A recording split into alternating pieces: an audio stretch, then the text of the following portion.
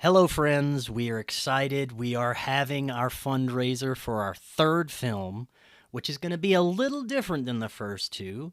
It's going to be a sci-fi comedy mockumentary. We've got some fun stuff planned for this one. And if you'd like to help us get started with production, that would be incredible. We don't have investors or sponsors, and we have always kept an extremely low budget for our films, and we've been able to do our best with the resources available. Production for the third film has been put on hold due to unforeseen events, but we're ready to get up and running again. We are hoping to start traveling for filming by October. If you would like to help us resume production, step up our game, and continue to bring you enlightening and entertaining films, you can leave a donation using the link right there in the description. Any donation of $50 or more, you'll get a one-on-one discussion with myself, downloads of all films, a PDF of a warning from history, and Lee Harvey Oswald in black and white, as well as the audiobook versions. I really hope to meet some of you on our travels. And we also want to thank you for all the incredible support over the years. We hope to continue to do this for many years to come. I think it's just going to get weirder and weirder and weirder, and finally it's going to be so weird that people are going to have to talk about how weird it is. Eventually people are going to say, what the hell is going on? It's not enough to say it's nuts. You have to explain why it's so nuts. The invention of artificial life, the cloning of human beings, possible contact with extraterrestrials, the systems which are in place to keep the world sane are utterly inadequate to the forces that have been unleashed. Welcome back to Forbidden Knowledge News. I'm your host, Chris Matthew. Today my guest is Phoenix Aurelius.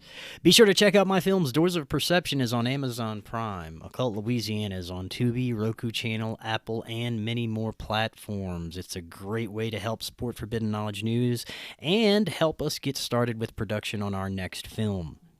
We're booking guests for October. If you have suggestions or you'd like to be a guest, email me forbiddenknowledgenews@gmail.com.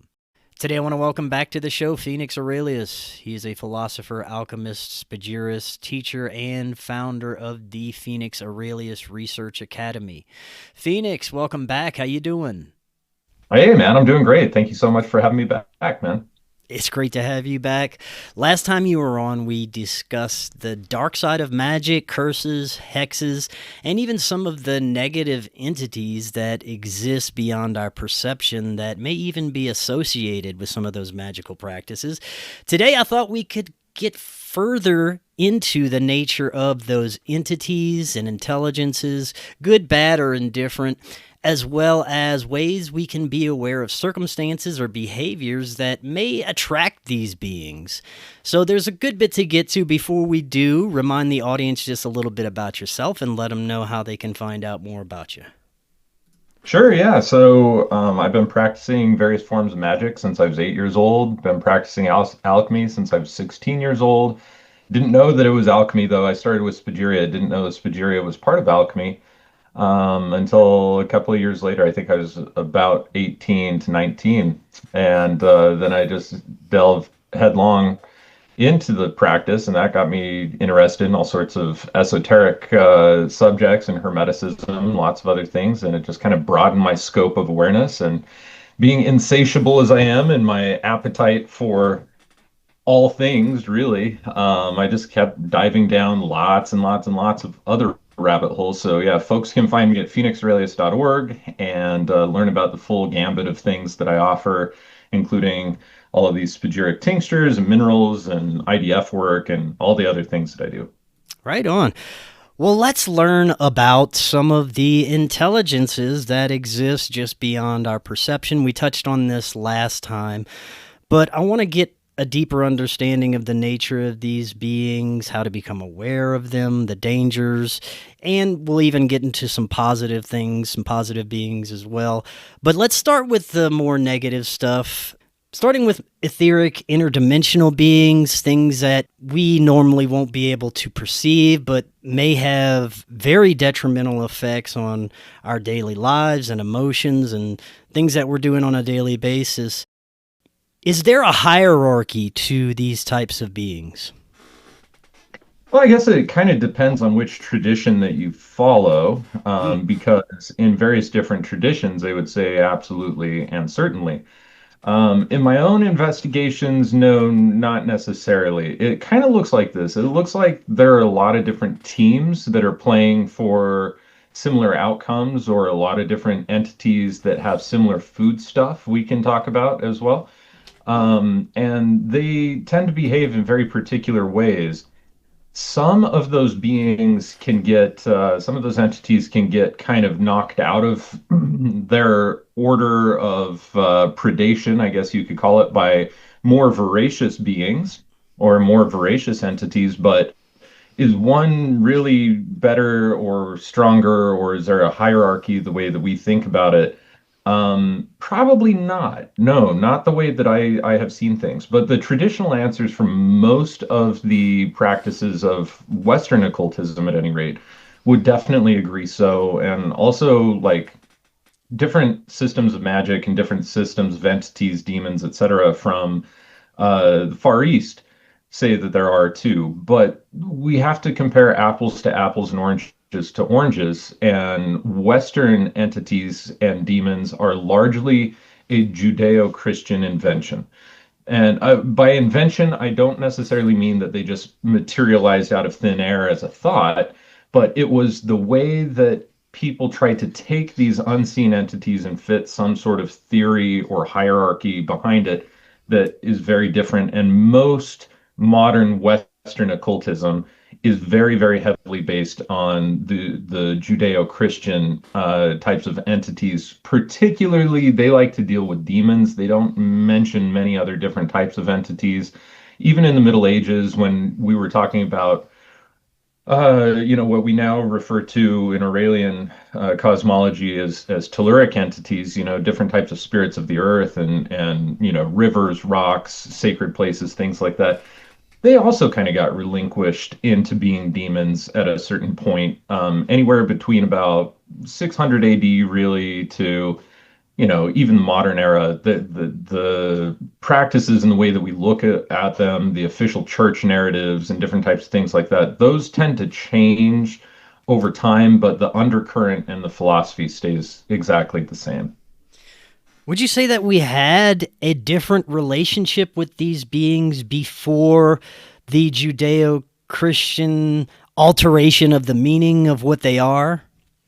Yes, 100%. Now, my own particular emphasis of study is in Celtic Europe, so primarily Western Europe from Switzerland over, although the Celtic area at one point expanded all the way as far east as, modern day Ukraine, kind of Russia, Ukraine area.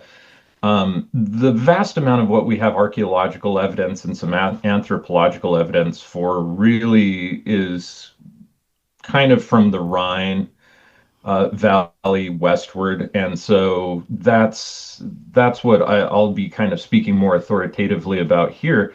But yes, and it always has. Like, our interaction with even seemingly negative entities before the Judeo-Christian era of demonization really went towards trying to placate and create an interdependent relationship with these entities. They noticed that things like crops would fail if the entities weren't appeased. Rivers might run dry if the entities corresponding to the rivers weren't appeased or weren't kept happy. Rains wouldn't fall properly. There'd be, huge, huge series of droughts and things like that. Um, the main thing at those junctures, when we take a look at them anthropologically, they're going to try and tell you that those were deities and that people were worshiping deities. Deities of river, deities of land, deities of whatever. I mean, that's just a really lame anthropological misunderstanding. Of course, they don't have context for how things had happened. And so, anthropologists and archaeologists look at anything and they're like, oh, this must have been used for a ritual. This must have been used for this. And they kind of jump to some very broad and really lame conclusions, realistically. Whereas magical practitioners of the modern era can tell you that exact same thing, that if the telluric entities of any particular area aren't, say, appeased or kept happy, nourished, well fed, reciprocated with respect, etc., then they don't work necessarily in our favor. And one of those big ideas really comes down to agriculture.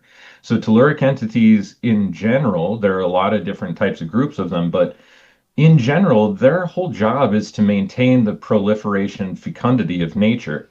They correspond to just about everything in the natural world, including the spread of mycelium and communications with trees, the communications that the trees have with their micas, with dust particles and other things in order to bring rain, so many other different types of things. And if there's ecological disturbances, such as agriculture, that are, basically it's like Rudolf Steiner mentioned, when people decide that they're going to engage in agriculture, they are essentially kicking telluric entities off of the scene and saying, we as humans understand this as well as you do, and we're Mm. going to take care of this whole patch as if it's our own, you're off the scene, we don't need you here. That does two things really. One, it displaces the telluric entities, which they don't necessarily thank us for, but it was common practice to be able to line your fields, especially your agricultural fields or the clearing that you built your home on. You would line these things with very particular boundary stones, and you would bless these stones in very particular ways that would keep negative entities out and allow beneficial or less harmful entities on in order to perform some of the minor duties that telluric entities are good for. So that's one thing. The second thing is if you're going to be clearing your space for like a dwelling, the trees that were on that space would all be protected by a very particular telluric entity or an intelligence of some sort, sometimes referred to as a genius loci, which in is a Latin term that in English basically means the intelligence of a location. And you can't just fully displace them without having some really harmful and serious repercussions. So most people in the past would keep one tree up, and the tree that was closest to the house became the tree that all of the spirits of that land would be able to essentially retreat to and be part of and still have a place in the land with that one tree, or perhaps with that one boulder, or that one, whatever it is in the landscape that you're working with, where they stay undisturbed, whereas all of the other lands are typically, blessed. Now, you would still go to that tree, you would give alms, you would give offerings to the spirits there. Sometimes the rest of the trees that were used in the building of the house, some of those spirits would actually become the house spirits at that point. So you took what were formerly land spirits, and then those land spirits said, some of them, yeah, I can change my job. I could become a house spirit. That would be okay. And they typically tend to dwell near the hearth of places. And so it's customary to, if you're going to have a whiskey, for instance, to make the first few drops of whiskey on the hearth floor to give to the spirits of the home, thanking them for the warmth and all of the habitat that they provide. Whereas the other spirits of the land that were like, nah, I can't become a house spirit, they stay part of the land, and you still have to give them jobs to do, and you still have to be able to help to provide for them, especially if you, as the domine, the master of this particular location, took it upon yourself to, essentially clear out their area. You are now essentially like the landlord. You have to take responsibility of all of the entities and all of the beings that are on any property that you Huh. oversee. Otherwise, you're essentially treating those entities with severe disrespect, and that type of disrespect can be met with an equal, if not more intense level of disrespect on behalf of those entities towards the landowner. So that's Right. one really, really important concept. And all different indigenous cultures that I can see, doesn't matter where we point to, all have certain practices like that, even if not the exact same practices, that were really important. So that doesn't necessarily always extend into harmful entities, but telluric entities can become very harmful or have very harmful effects on people if they're not really well stewarded. And oftentimes in the modern age, we think that money is king. And so if you paid money for this land, that's what makes the land yours. In the past, that's not at all. What makes the land yours is that you have made the oath and the pact with the nature spirits to take care of this particular area and them in a very particular way. Otherwise, I mean, let's look at this. Let's take it out of the realm of unseen entities and just put it into the realm of seen entities. So, if we talk about Native American reservations and how they were corralled up, taken off of their own land, corralled up and put into other plots of land that sometimes they may have had some sort of relationship to, and many times they did not. Um, the type, if you don't take care and steward their culture and help them proliferate in the right ways, then it becomes a really sad, atrophying culture, and they end up becoming self-destructive, not only to themselves and to the land, Yeah. but also to the people that govern them. And the exact same dynamic applies with unseen forces as well. It's just a kind of a perennial principle there. Before we get too deep into some of the repercussions that may be experienced, would you say that there are distinctions that you can describe between telluric entities and what we would understand as demons? Sure, absolutely. In fact, there's this really great French author named Claude Locouteau who has given an enormous amount of information and writings about this, particularly within the context of medieval Europe. And so you get to see in his, he's very specifically French and German, but that extends to a larger base in the medieval era because there was a lot of church influence. And so a lot of ideas were actually pretty similar from location to location across most of mainland Europe at that time. But yeah, so a telluric entity is very specifically an entity that is tied in with the telluric currents of the Earth. The telluric currents of the Earth are electromagnetic frequencies that flow through the Earth in order for the, shall we say, proliferation of all things natural, the flowing of rivers, for instance, and especially underground aquifers, bodies of water that are flowing underground, as well as the growth of trees and plants, the situation of minerals and the formation of various mineral bodies and different types of things like this. And so there are a lot of different telluric entities that overlook those types of things. There are also telluric entities that govern over animal well-being, that govern over just the delicate balance of certain animals in any particular ecosystem and how they're moving and influencing things. And these types of entities historically have been the ones that are responsible for, say, thinning out herds, or bringing in more predators if there are more herd animals that are, deteriorating the plants. So they all seem to kind of work hand in hand. Now, other different types of demons, especially demons, but demons are a subclassification of interdimensional entities. And demons really didn't come on the scene until in most of Western Europe, until we see the arrival of Christianity, where things begin to be very clearly divided into heavenly forces and chthonic forces or hellish forces, clithothic forces. And so all of these telluric entities ultimately began to be seen by the church's view as being a holdover to pagan days and pagan nonsense, and that therefore they were evil entities trying to draw people further from Christ. So we don't really see demons much in the Western traditions until the arrival of Christianity.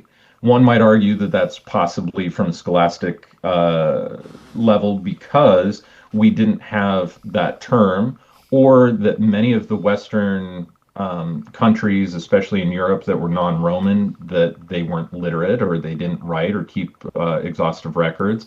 And so maybe we just don't know about them through that method. But through the oral histories, through the legends, through the traditions, and even persisting through the Christian era, we see an entirely different attitude towards what is a demon versus what is a telluric entity. And they're two totally different things. A demon is something that predates upon low, what we would now refer to as very low vibrational states of emotional resonance. Mhm. So fear, deprivation, sadness, despair, those different types of things. And they feed on it in a way where they're constantly promulgating fear. They're constantly eliciting this sensation of fear inside of an individual. And while a telluric entity, if it senses that it has been aggrieved or hurt or damaged in a particular way by a particular individual, they may also cause fear towards that individual. That's not their main go-to. Their main go-to is really to just steward over the things that they've been tasked to steward over. They have jobs, they perform those jobs. They get pissed and they do angry things when their ability to perform their job is significantly hindered or when their livelihood has been impacted negatively. Not too much different than the way that the human psyche would work. So a demon typically is a type of interdimensional entity that causes severe fear, and it feeds off of that fear, primarily as a way of kind of, if you want to look at it like this, hijacking the consciousness of the embodied individual. And that's because a lot of different entities don't have bodies or regular bodies to work in. They're primarily astral, which is to say that they operate within the electromagnetic spectrum. Would it be So fair to say that demonic entities are essentially etheric parasites? etheric could mean a lot of things depending on the tradition. So, as a technicality, if we open up the term etheric to mean anything that can exist within the human body of the interface between the astral and the physical, which is to say the electromagnetic and the material, then sure, absolutely, they can be seen as etheric parasites because they are feeding off of your energy, and they are, like most other, small parasites, actually capable of altering the physiology to a degree that it's capable of making an environment more suitable for them. So, like, we know that a lot of intestinal parasites, for instance, can actually release some chemicals and a number of other things. Some of them have tails, these whip-like tails that they can do weird things with. But the end goal is to produce more cortisol, because the more cortisol that's there, the less that the human immune system is able to seek out and identify these beings and attack them. And so they create more stress-like environments and oxidative damage that basically, they set the hounds on the wrong trail, basically. And so, do demons do the exact same thing? Yeah, absolutely. They manipulate electromagnetic components inside of the human physiology, which primarily relate down to our nervous and endocrinological hiccups, but also through the fascia and our whole nervous system, our nerves. So, like, can they generate pain? Absolutely, just by manipulating electromagnetic frequencies.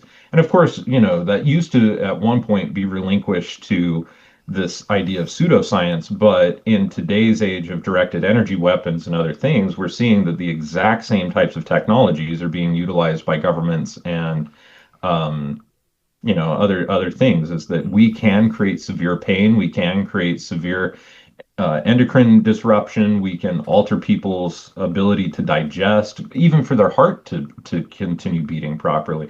Everything can be impacted just through neurology and endocrinology, and they know that, and they're able to utilize that for their own self-serving purposes in order to be inside of your body. Right. That's the end goal. How much does an individual or even group of people's belief affect the nature of these beings? Example, if a person believes that they're afflicted by a demon and they use the traditional Christian exorcism to try and expel the demon, would it work because they believe that's the case? Does it have anything to do with the true nature of the demon and the response to Christianity? What are your thoughts on that? Yeah, that's a really great question. So I cannot deny, I've seen it too many times to even try to deny the fact that belief can be an enormously helpful and beneficial thing in eliminating any disease or condition. And Mm. that also relates to the entities. And so if a person strongly enough believes that a particular, say, exorcism is going to be effective, that belief that they have may actually supersede whatever initial emotional resonance that they had that drew that demon in the first place. And so, if they're filled with the concept of grace or filled with the concepts of elation or filled with the concepts of hope, all of those are much greater emotional states than, say, despair, depravity, um, depression, etc. And so that alone could be the mechanism that actually changes the emotional or the astral terrain that draws those entities in the first place. So could it work just simply on that principle? Absolutely. But behind that are demons and demonic influence and entities and other things dependent upon belief in order to have effect on individuals? I would say no, absolutely Mm. not. And in fact, so many people that I have seen and worked on personally, including myself, have entirely discarded and tried to throw this idea of entities completely out of the window and say, that's old world superstition. There's got to be more explainable answers to why this person's feeling this way other than the supernatural. So we can try to engage in things that would otherwise get rid of it. And many times, we find ourselves being at a dead end. Only, and this is true, whether a person believes or does not believe, they could even have strong beliefs against the fact that it will work. When we perform the IDF work that we do here, the intrinsic data field clearing of these entities, I have yet to see a single person, regardless of their scope of beliefs, that hasn't noticed an enormous difference and then also been able to see the data showing that there was something in their space, there's now no longer something in their space, and the data says one thing that could stand on its own, but the other thing is the person's experience. And if the person is like, nah, there's no chance. I don't have demons. Demons aren't real, blah, blah, blah, blah, blah. But then I run them on this broadcast. They feel a huge difference and a major shift in the functioning either of their psychological or physiological wellness or both. Then that also seems to point to me to the fact that they exist independently of a person's belief system. Mm. I can personally attest to the power of that IDF technology that you're utilizing.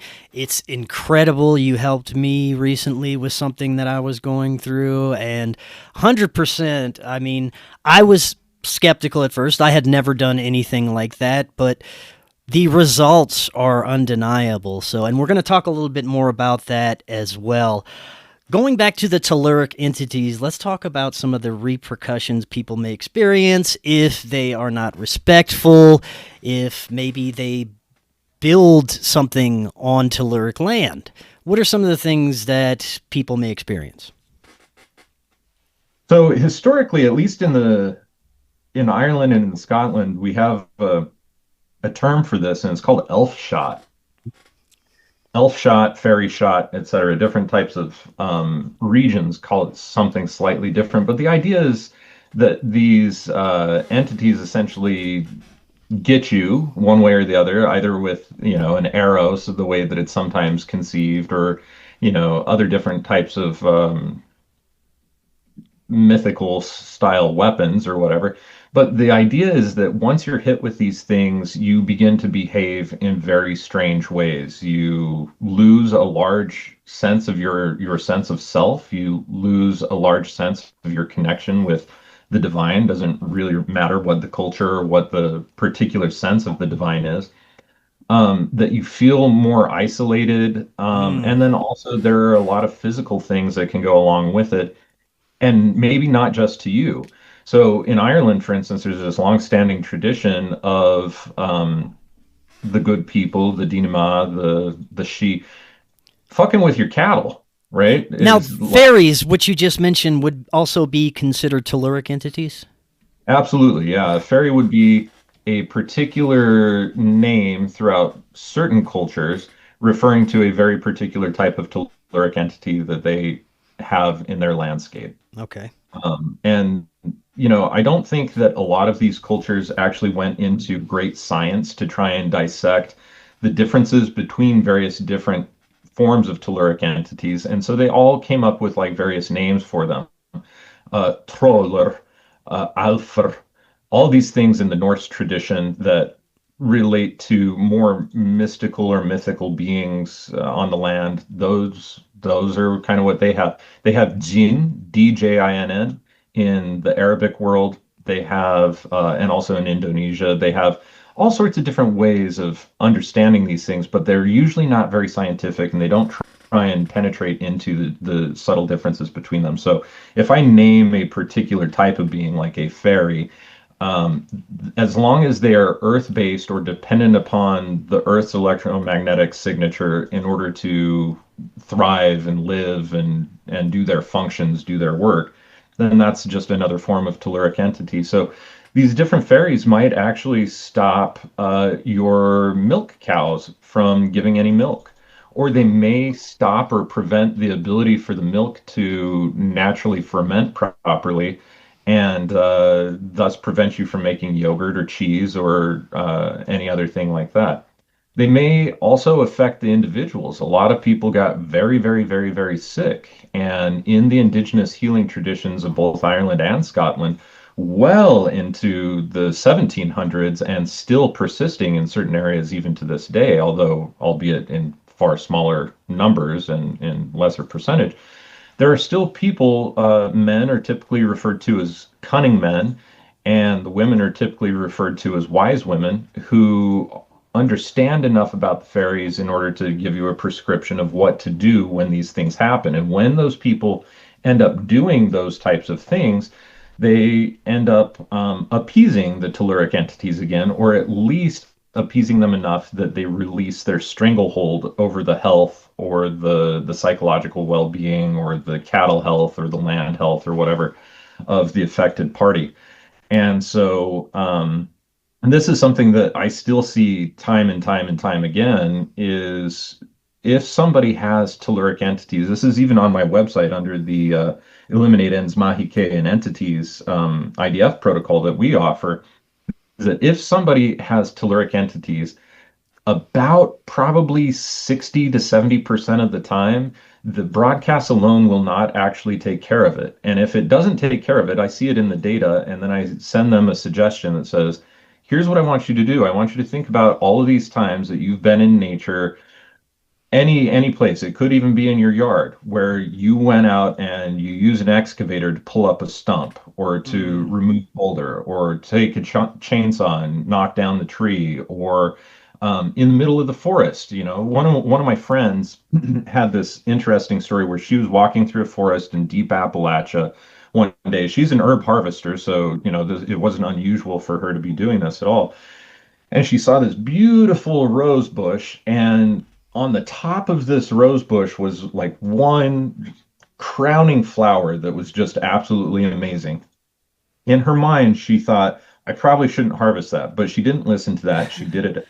She did that anyway. She harvested that flower. Shortly thereafter, she went bonkers. I mean, Oh, she was thinking that people were talking to her through her head, that she had voice to skull technology going, that she had, wow. which can also be a real thing. I've worked with other clients that do have a voice to skull technology thing. So, when I get these clients, I have to say, okay, I have to assume that they know what they are talking about and that their experience is real. It seems really weird and contrived that they would try and make all of these things up. So I have to try and assume that the sensations that they have are real. The hard part for me is trying to differentiate what is causing what, because to somebody who is lesser learned or doesn't have the ability to try and find what these actual causes could be, any number of metaphysical things that they learn about could actually be the causation, and whatever seems the most likely to them for whatever reason is obviously what they're going to pass on to me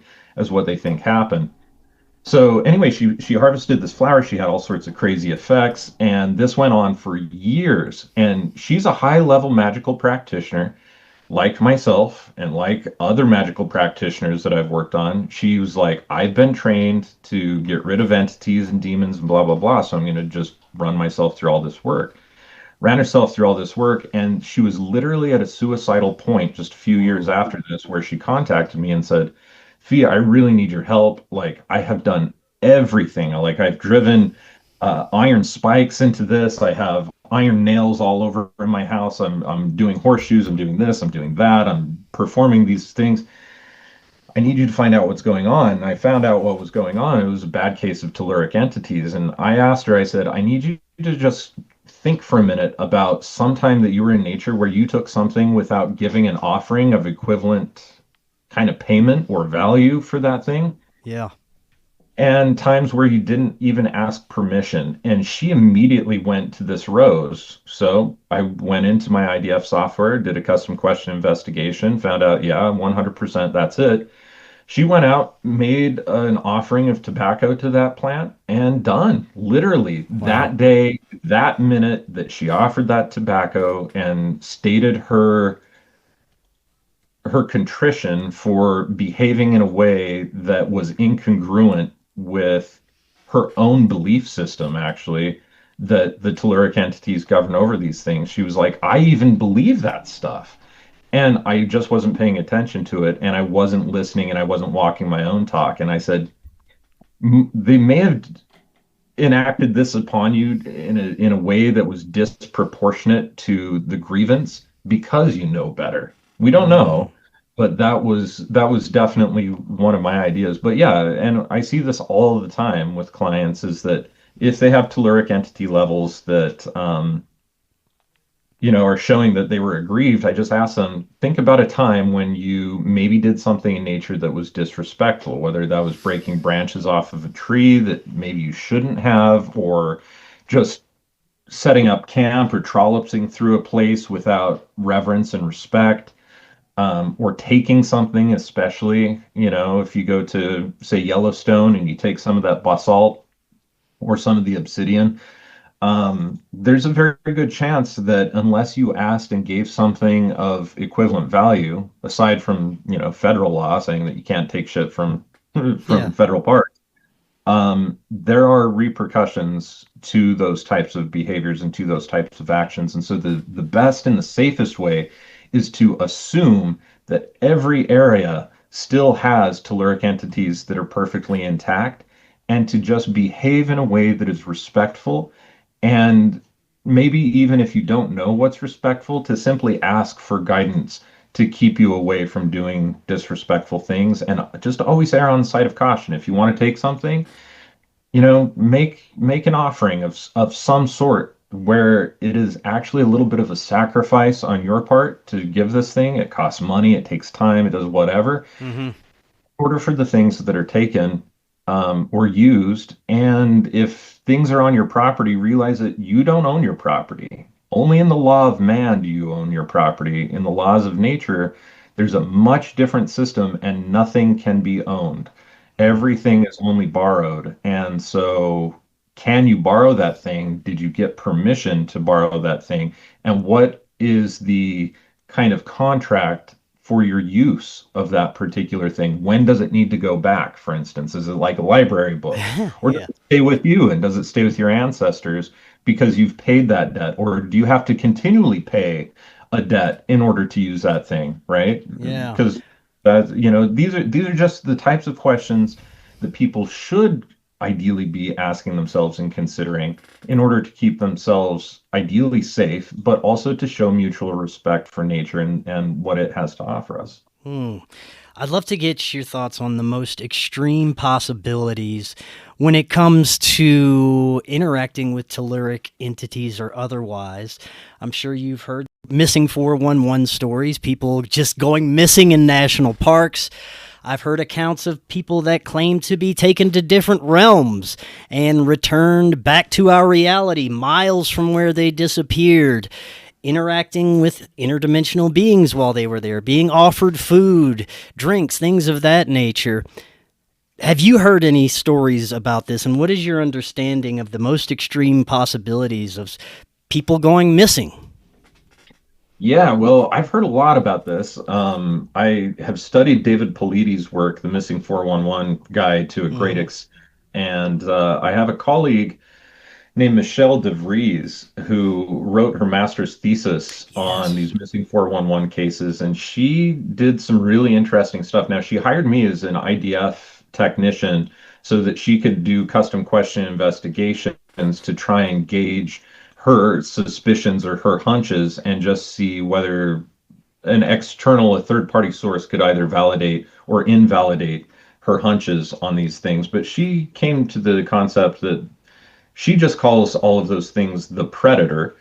It's a predator archetype, but there's multiple different sub archetypes underneath that, and yeah, she's got some interesting things. So like some of them are like scientists, and those would be the cases where a person disappears, but then they're returned. So Mm. it's just like we relate that to fishing. That would be like a catch and release, right? And our scientists do this to animals in the wild all the time for tracking and scientific purposes, where we may shoot a bear with a tranq gun or something and then go in, tag it so that we can see what its migration patterns are, other Yeah. things like that. So that presumably also happens to us by other interdimensional entities. Same thing to, where she talks about sport type of entities where they're literally just out there to capture the big buck, for instance. Hmm. They don't have any plan to eat this thing. They don't have any, they just want it as a trophy, the sportsman archetype.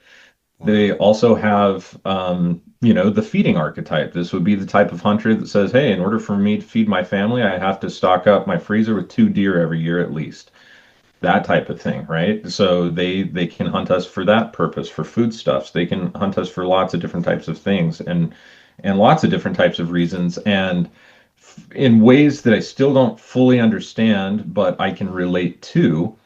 There are hunting seasons and there are also licenses of different Huh. forms that can be essentially administered. So a lot of that data convolutes this conversation even more because telluric entities also have a history of sometimes taking people to their realm as well. Um, and we see this especially anybody who's read any of the mythologies of Ireland and the British Isles, you see that Itiluateg or the Dinima, the Dinashi, different types of what they would refer to or what we would refer to in English now as fairy-like creatures can sometimes take us into their world. And there are a lot of interesting repeating motifs that happen as well, like the fairy bride. The fairy bride may actually come from her dimension and choose to live here amongst men for a period of time, but they almost always have some sort of contingency for their being here. And so, I remember one particular story is, yes, I will absolutely marry you and I'll live in your world and I'll bear you children. But if you strike me 3 times with, say, any of the halter components or any of the saddle components or anything that we would use while riding a horse, if you strike me 3 times with these, then I have to go back to my own world. And always by accident. These things are never things that happen deliberately, they're by accident. This fairy woman may get struck once or twice or 3 times with these things, and then she just ups and disappears.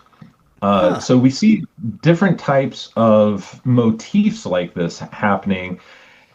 Can we move in between dimensions? Absolutely. And does the mind ultimately determine how we can navigate through dimensions? My understanding of that is yes.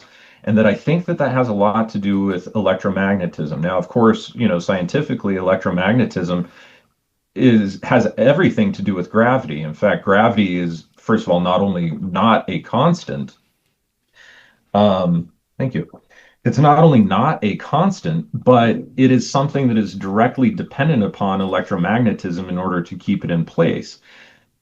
What I'm saying there and what I'm indicating scientifically is that is our dimension as the third dimension of physical, tangible stuff defined specifically by a particular minimum force of gravity that needs to be there in order for us to sense the physical things that are there? And if we are somehow tossed out of that, either by altering a brain wavelength to a significant enough degree or altering an entire area of the brain, like for instance, certain areas of the brain operate at these ultra low frequencies, right? Including the ones that are necessary for keeping our circadian rhythms operating. So these typically run, anywhere between like 6 to 8 hertz, for instance. These 8 hertz frequencies, if those areas of the brain start operating at 10 to 12 hertz instead of 8 hertz, can that actually change the entire perception of that individual's reality, thus rendering them in a new dimension? Yeah, I think so. And there are Wow. definitely enough cases like this, especially with near death experiences, coma, etc., where we can monitor those different brain wavelengths and what's happening. And then the person might come out of the coma or come out of the medically induced sleep or come out of the trance or come out of the fever or whatever it is that caused this EMF anomaly to happen in the first place. And are they recounting wild things and having an experience as if they were actually there? Yeah, that happens so frequently. So, is it that these beings are actually taking us into their dimension, or are we all sharing the same space, so to think about, but altering the vibrational frequency at which we are perceiving? And I don't have the answers yet, Chris, but Hmm. to the best of my understanding at present, the mechanisms that I think that are most likely at play are the latter, that our brain wavelengths are being altered enough by these entities, or perhaps even by the location that these entities are in. Especially, things like this go on very, very enormously at national parks like Yellowstone and Tahoe, and well, Tahoe it maybe isn't necessarily a national park, but other ones too. Yeah. Shasta, Mount Shasta, all these other different types of places. Do those have a long-standing history of telluric entities? Yes, by native legends that have persisted. Yeah, absolutely. Do they also talk about many other different types of interdimensional entities besides what we'd refer to as telluric entities? Yeah, absolutely. Absolutely, they do. And so, are these the mechanisms that those different types of entities are using in order to create the shift in perception or Hmm. a state of consciousness? It could totally be. And could there be a lot more to it? And that's just one facet? Yeah, absolutely. I mean, this is an ultra deep rabbit hole. And the more you go down, the more that you think, oh, I'm close to getting an answer. Then you'll read 30 more accounts that will take you further off the trail and say, well, maybe there's other different mechanisms of action as well. So it's hard to say. Right. That's so interesting. Would you consider Bigfoot and Dogman to be in similar categories as telluric entities? Not telluric necessarily. Bigfoot, I still have to rule that one out as maybe being telluric, but it displays more of the features of being an interdimensional entity than just a telluric entity. Hmm. And the reason I say that is that it can move, by most of the cases that I've read, it can move at completely insane, almost non non-conceivable speeds. Some cases have also seen it stand in one place and then instantaneously stand somewhere else. Some people have heard it use some sort of interesting language. In fact, this was caught on film not too long ago, where they caught these beings clearly having some sort of communication back and forth between them. One of Hmm. them sounds slightly higher pitch and more like a female.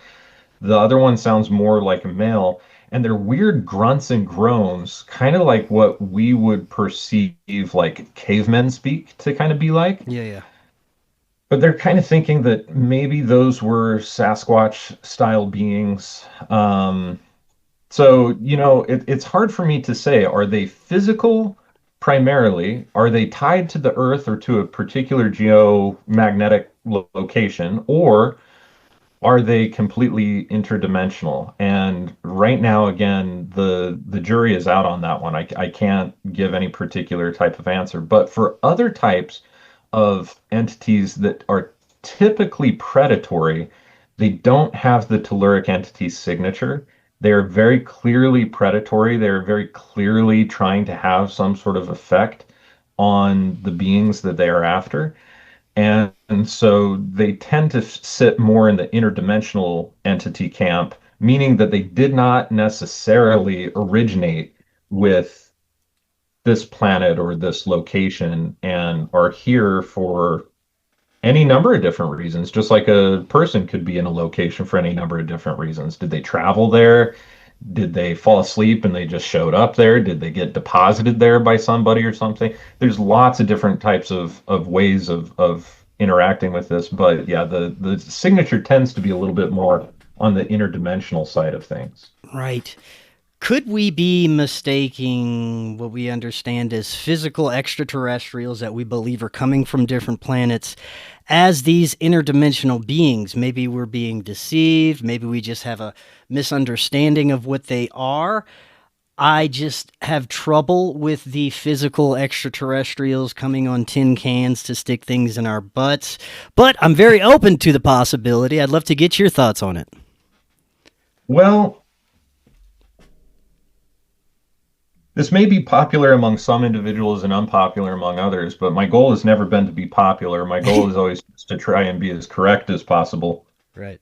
And based on the data I have right now, I do not think that any sort of what we might refer to as extraterrestrial entities that are capable of performing space travel and other things, I don't think that they're going to be the same types of predatory beings that we oftentimes fear. Hmm. Also, the mark of extraterrestrial beings and the mark of governmental beings can be, there's a very fine line between those two things. What is advanced human technology that is being tested and written off as extraterrestrial versus what is actually extraterrestrial?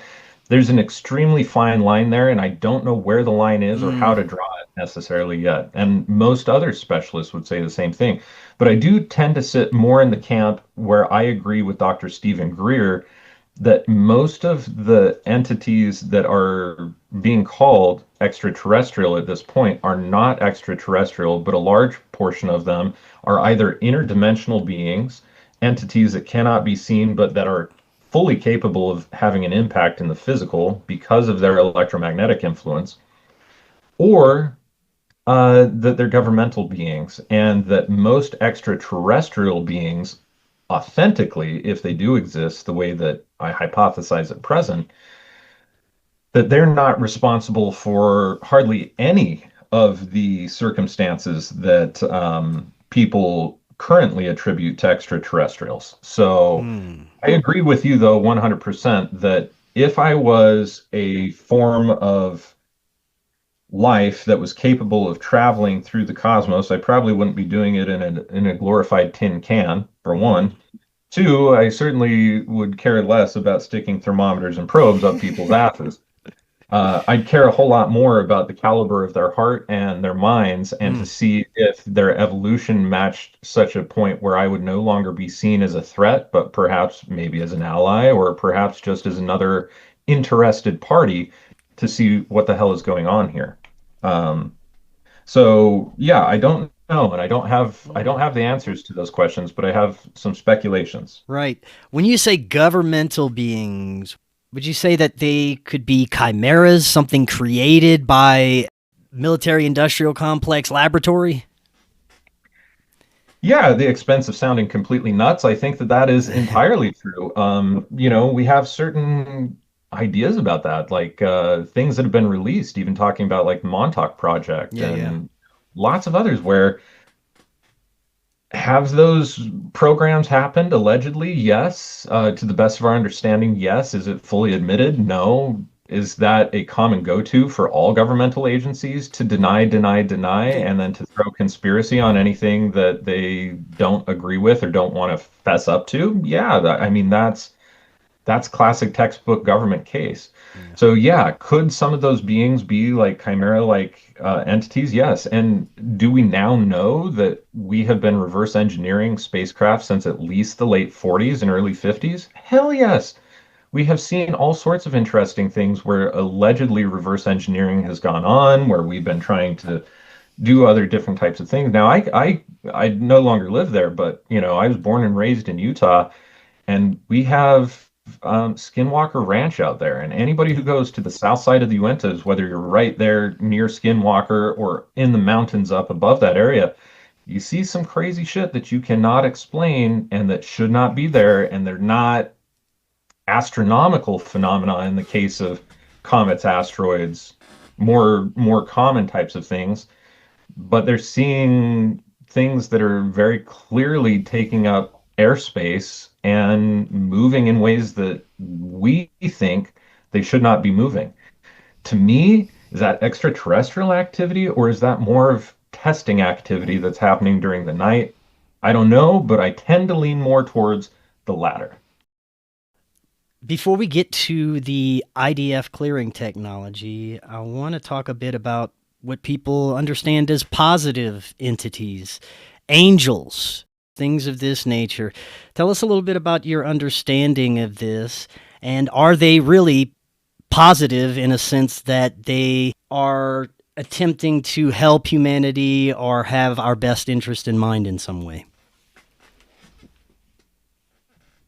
So again, angels and that particular term originates with Judeo-Christian types of terminology. And again, we don't have any written or even legendary evidence of that happening until the Christian era in the Western world. There are in other different traditions beings that are like angels or even winged beings, sometimes even winged reptile beings that were very beneficial to the individuals that they came into contact with.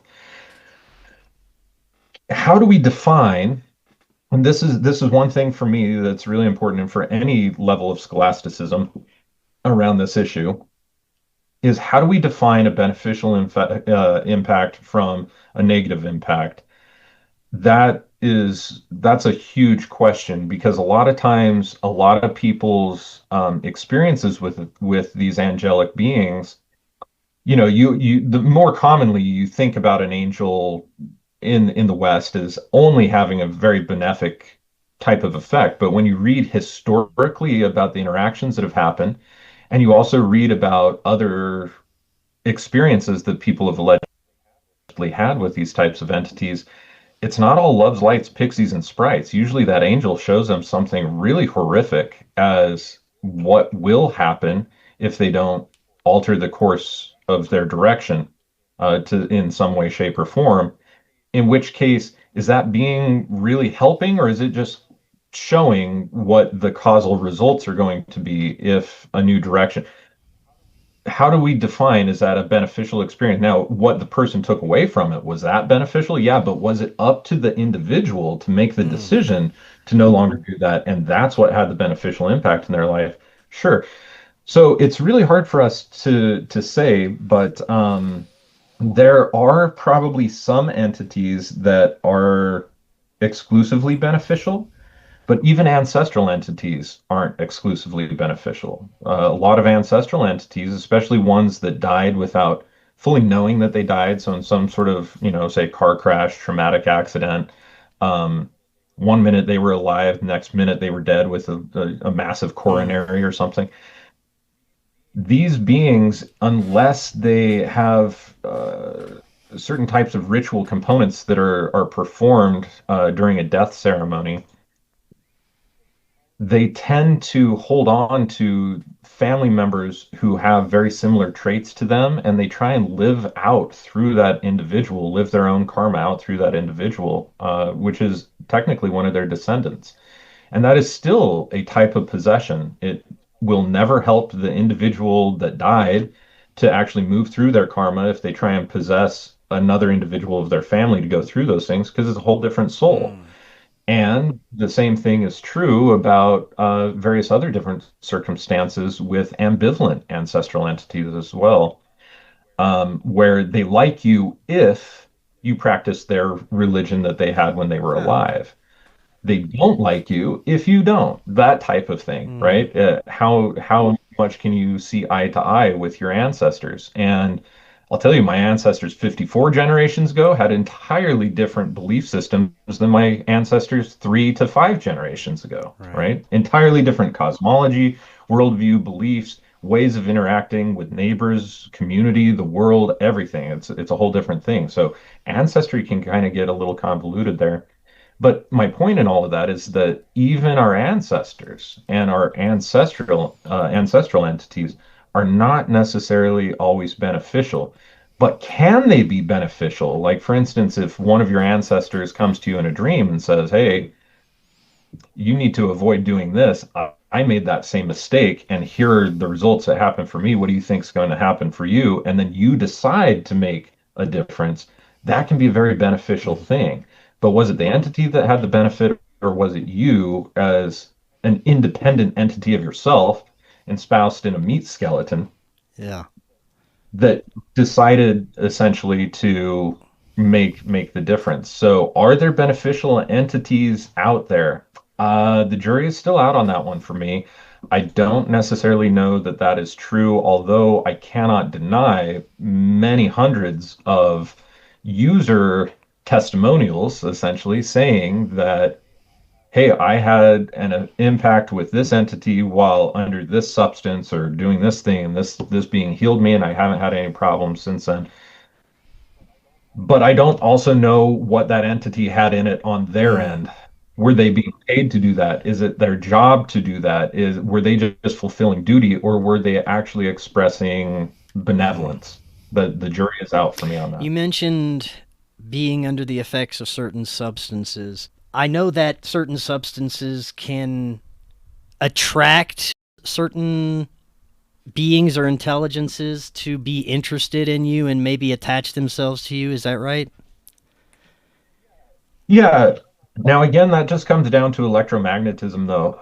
Anytime that you take substances that alter, that are what we would refer to as psychedelic or even Mm-hmm. psychotropic, that alters your brain chemistry. Brain chemistry is electrochemical, meaning that it's half electromagnetic and that it's half chemistry driven. The electromagnetism is what actually triggers the chemistry to begin working in the right way in the first place. And even if we get right down to it, even minerals, well, technically metals like calcium, potassium, magnesium, sodium, iodine, all of these, they're all metals. How do they interact with us on an electromagnetic level? Well, in order for us to even use them properly, they have to have the right valence, which is all about electromagnetic charge. So these different types of entities, regardless of the sort, they interact with us through these electromagnetic pathways, essentially, and they can alter the perceptions.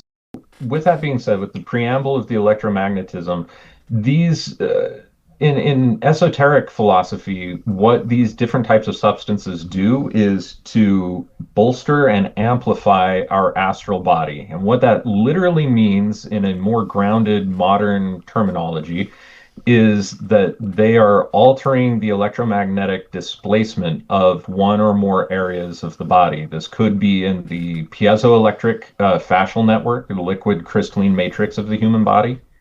It could also be through the neurology or other things. And so these different drugs, they amplify everything. So if we take an amplitude knob, like on an amplifier, for instance, like if we're playing electric guitar or bass or whatever else, as we change the amplitude knob that is labeled volume and we turn that up, that obviously is going to increase the amplitude, not necessarily the frequency. It just increases the amplitude of whatever frequency is being passed through that amp as an electromagnetic thing.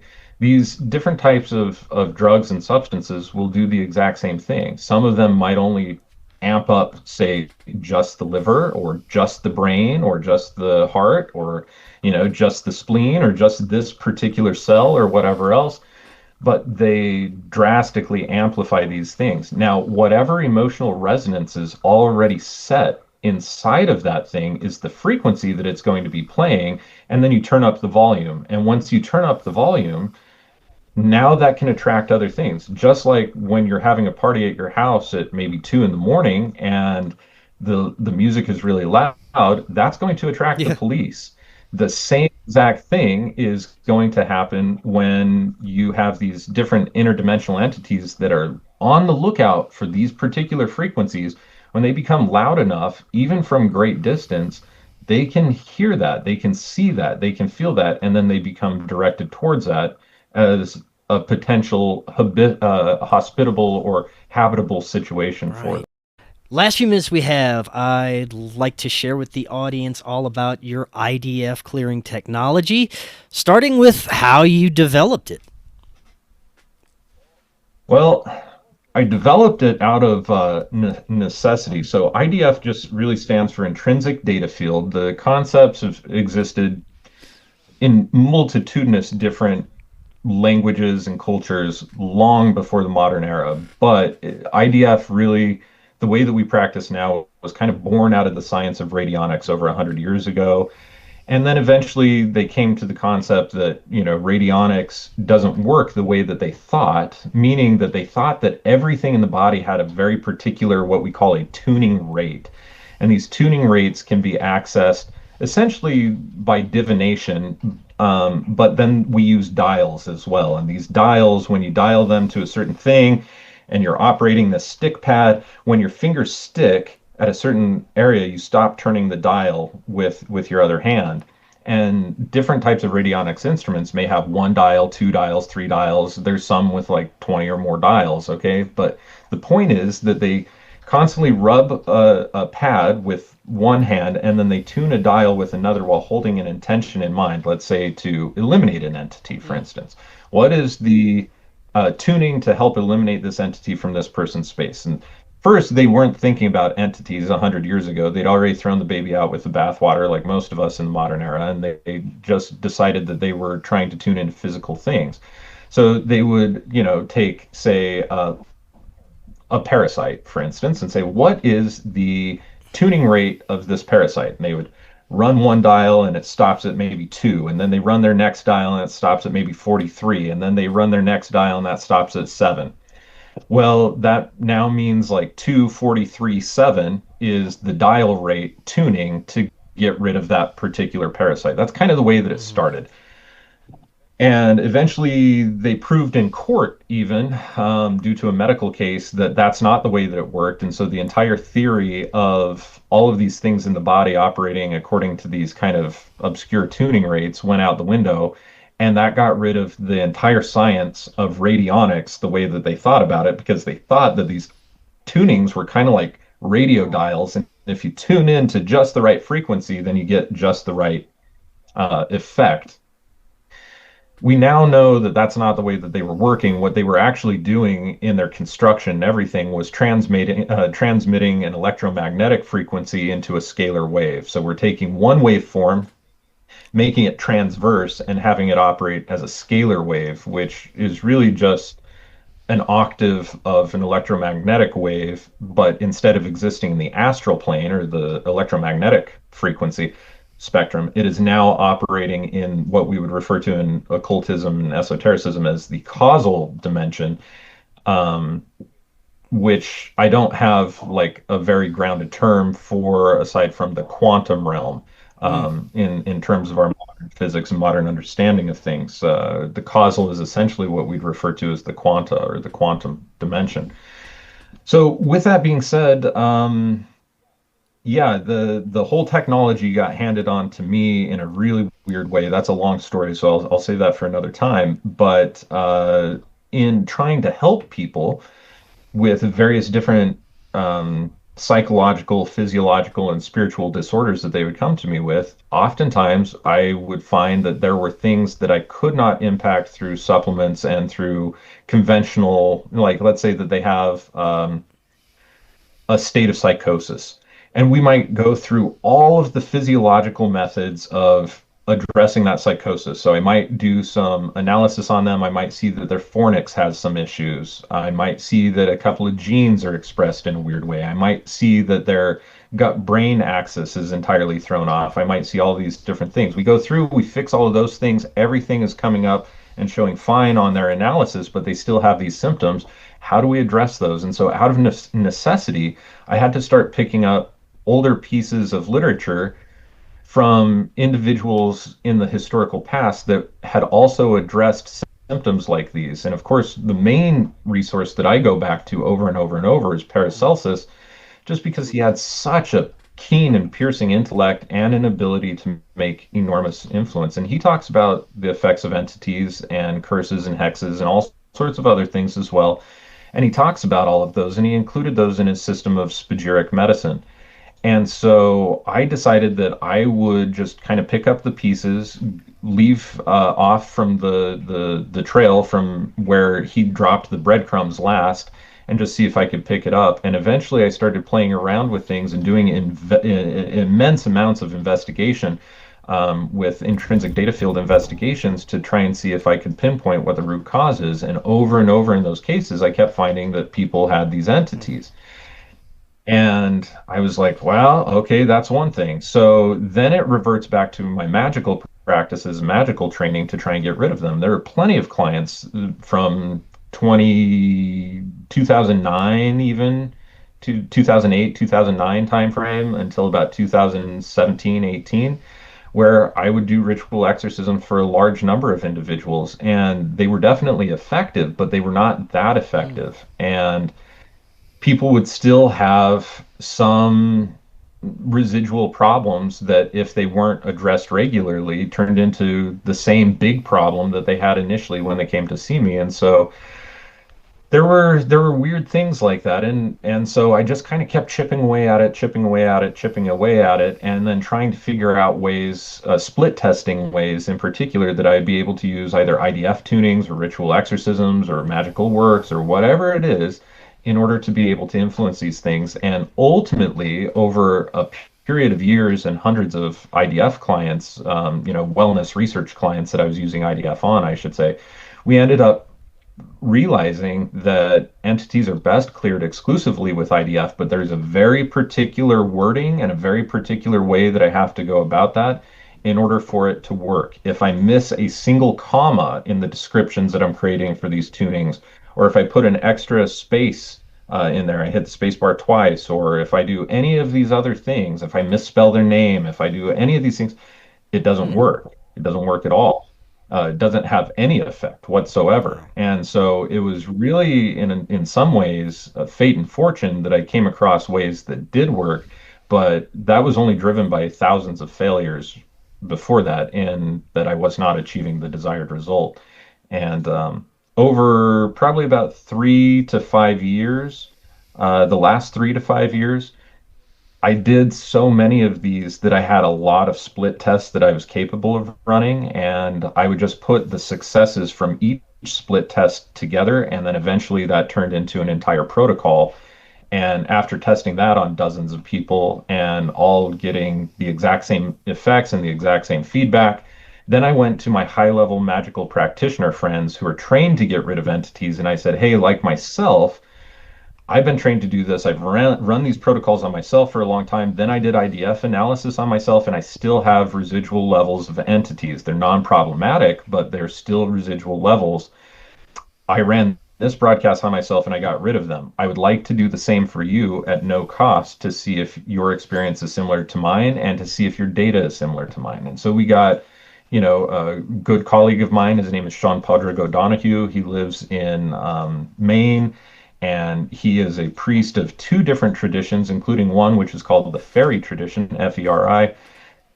Got him to do the same thing. He's also trained to cast entities out and other things, but told me that he was having problems. And when I ran his analysis, it showed high level of entities. And so I said, well, if I can clear these out for you, then that'd be great. I did. His entire life changed shortly thereafter.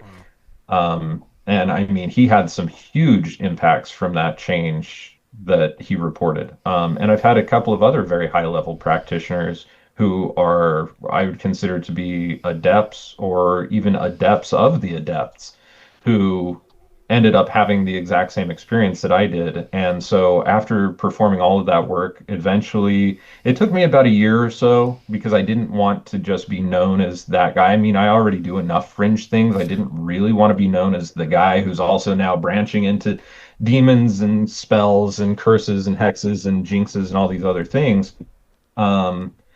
But at a certain point, I had to make that service available, because there's a massive, not just a small, there's a massive sociological uptick in people who are reporting these types of things. And when I test them, they have these types of Mm. issues.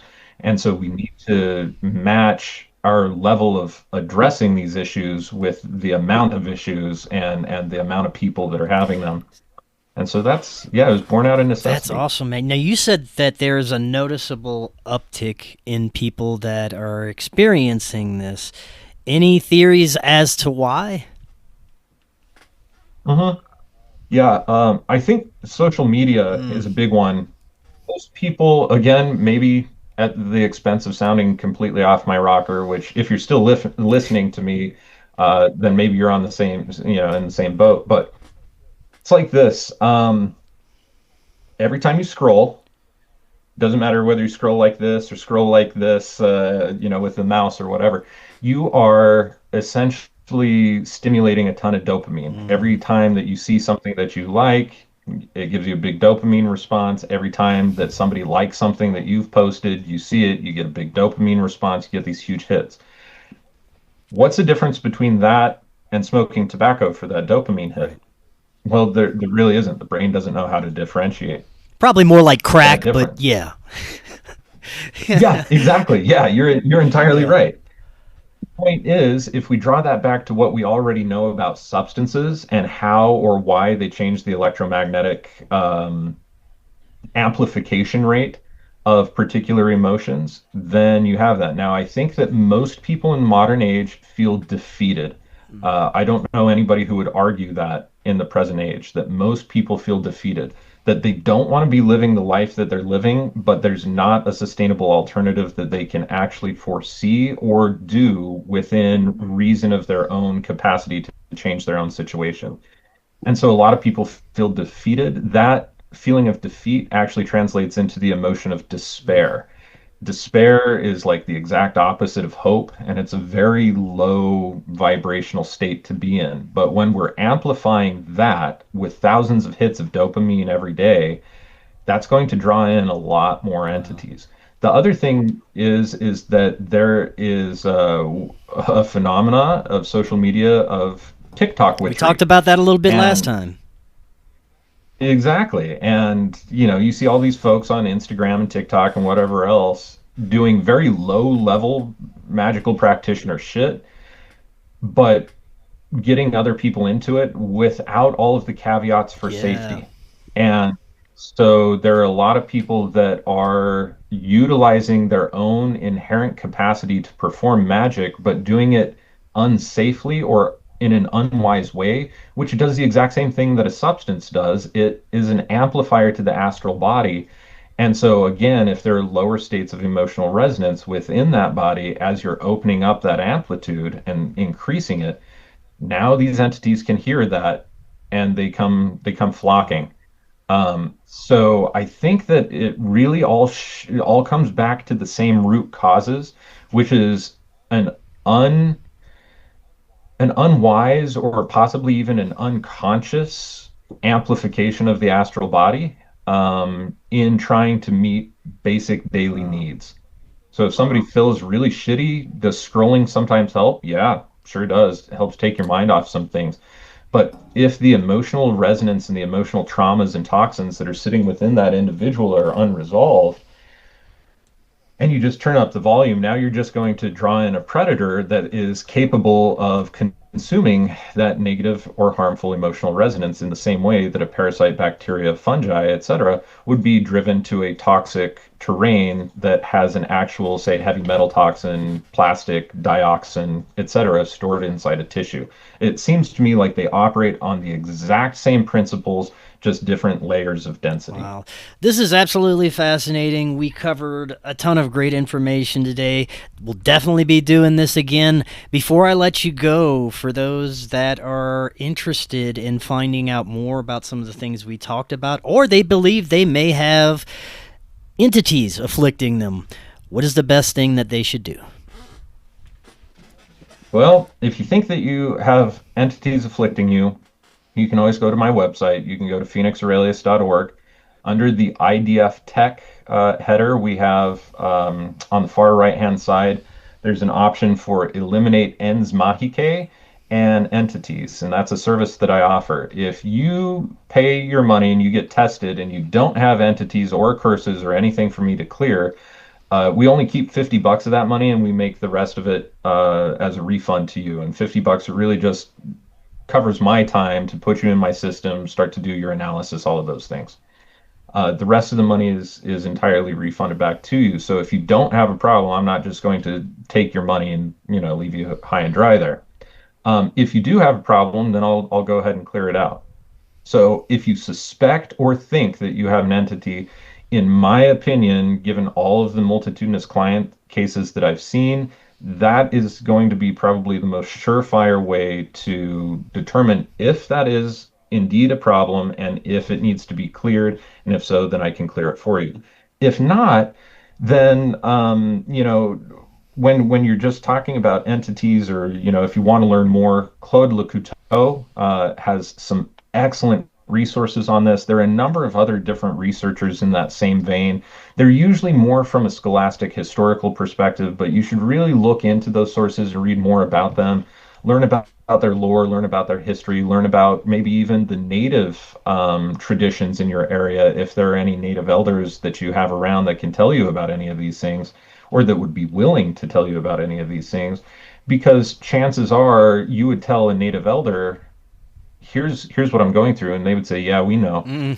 And you say, oh, how do you know? And then they'll tell you a little bit. For most white folks to earn the trust of native elders to really come clean with a lot of the information, that's a whole other ball game. But still, you have to approach these things with the best information that you have and the best investigative power that you have. So use the resources that are around you and that you have access to do the very best digging that you can do. And my biggest thing is, don't get caught into any system of belief, whether that's trainings that you've had that say that you're going to get rid of 100% of all of these entities or curses, or whether that says you have to avoid all of these things in order to not get the attention of these harmful entities or other things. Belief systems are always a trap. There is no belief system that is ultimately healthy because there are confinements to it. A belief is not necessary when there is data and when there is definitive proof of something. You wouldn't have to believe. So if something is self-evident, it doesn't require belief. Belief only is necessary. And the mechanism for it is tricky too, because you take an emotional sense of certainty and place it over something that you know absolutely nothing about. That's technically what a belief is. And so it's a hard thing to break. So try to open up your belief as much as possible. Just be open to having different experiences and try to learn as much about your ecosystem and entities, whatever else as much as your interest allows you to, and go from there. Right on. Well, this is such great information. I highly recommend, if you do feel like you have something going on, to utilize this service. I did with extreme success myself. So awesome stuff, Phoenix. Thank you again. Like I said, we'll definitely be doing this again in the future. And until next time, everyone, have an excellent evening. We'll talk again tomorrow. See y'all then.